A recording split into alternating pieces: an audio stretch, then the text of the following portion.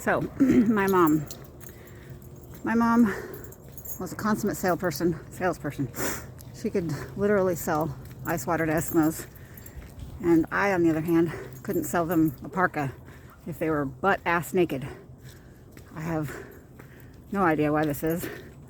I've been studying on it, not really getting me anywhere. I'm going to prove that by telling you the premise, the thesis, and probably the introduction to the book I've been writing for a while, which is taking 365 days to write. Well, kind of, because it's 365 days of gratitude, but it's gratitude sort of flipped upside down, because that's what I do.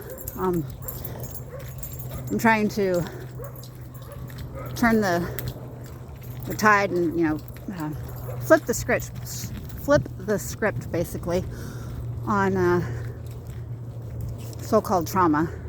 I say that not to diminish anybody else's trauma, but to diminish my own perceived trauma, because I've decided that for me at least it's a construct of my over-involvement with myself.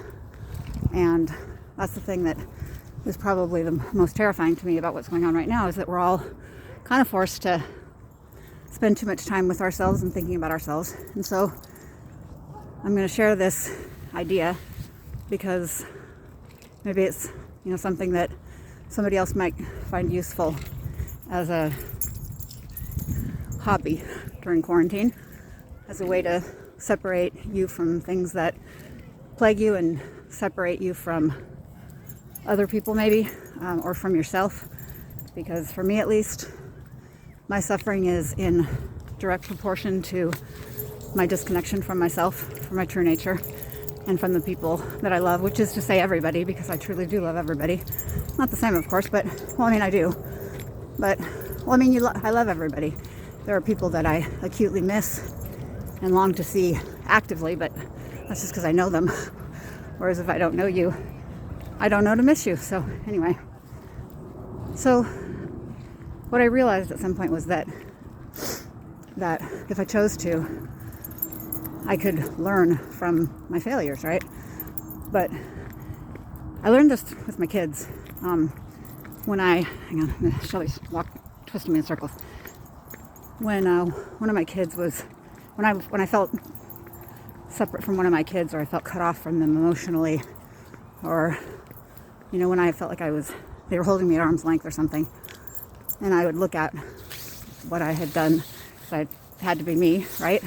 And even if it wasn't, that's the only thing I could control, so that's what I looked at. What I found was that if I looked at the thing that was going on from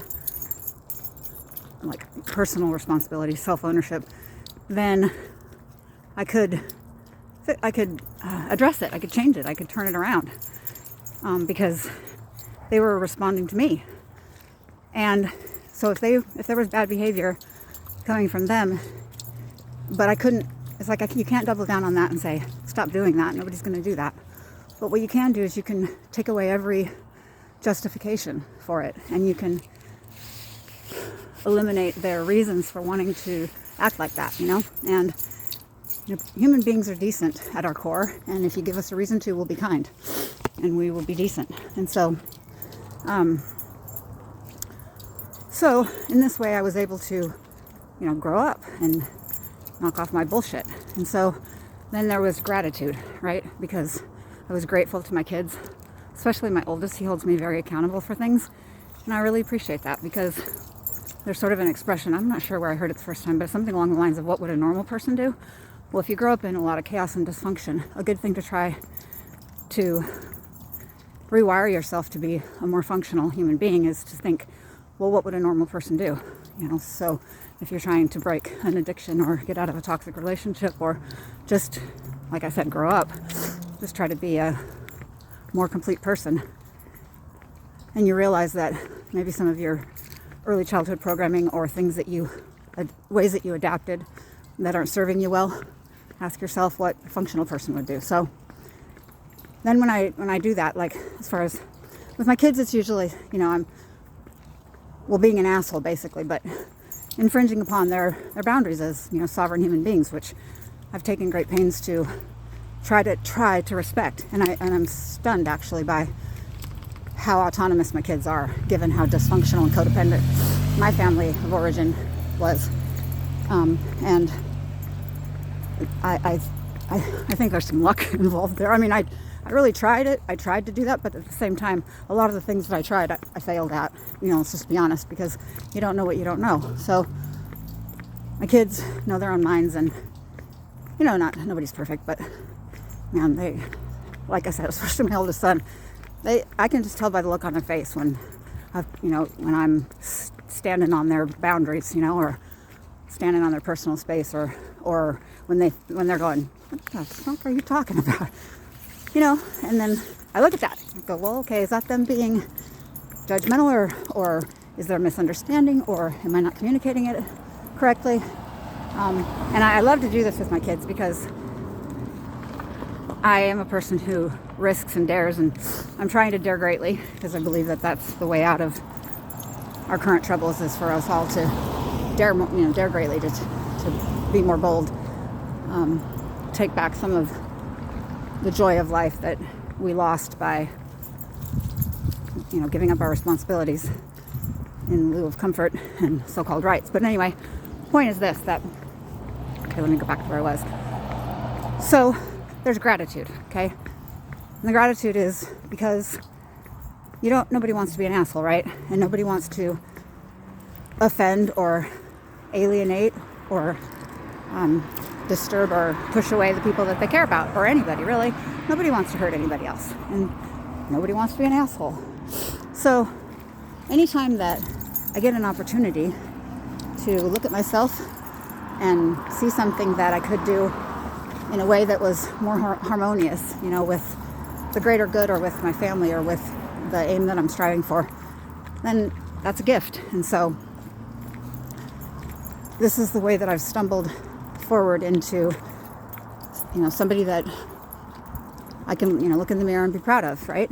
And is by altering my behavior, altering my thinking. And so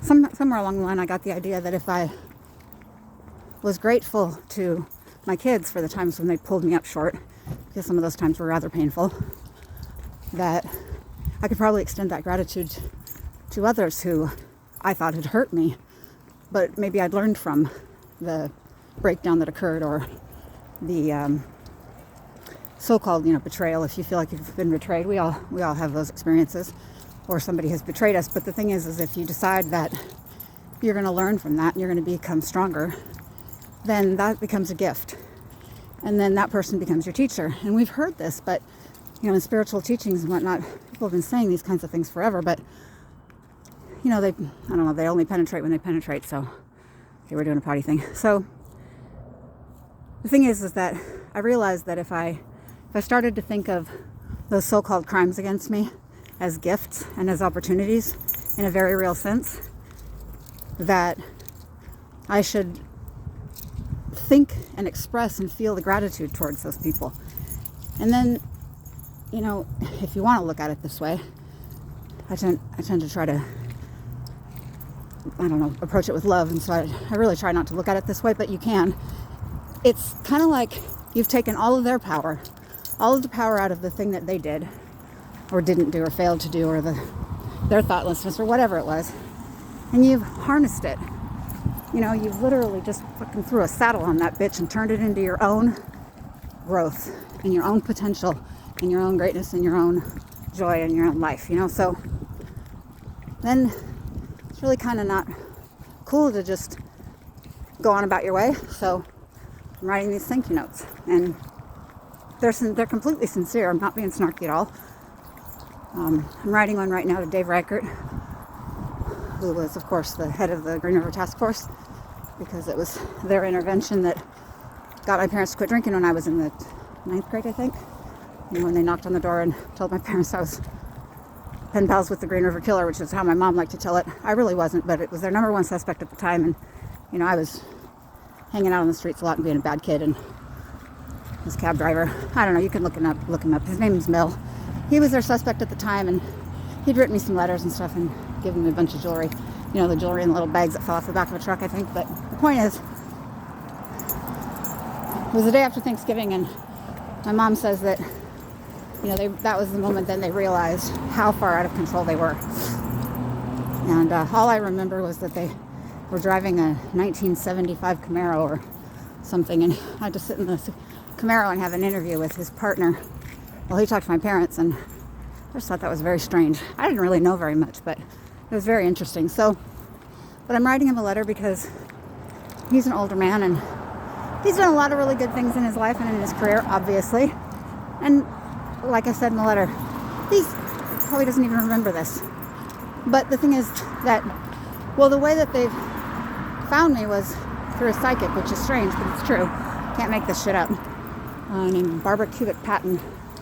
And she just described me and told him where I hung out. And, you know, they tracked me down. I don't know. It's very strange. But they didn't have to do that, you know? Obviously, they wanted the information, whatever information that I might possibly have. But what she told them was that I was in danger.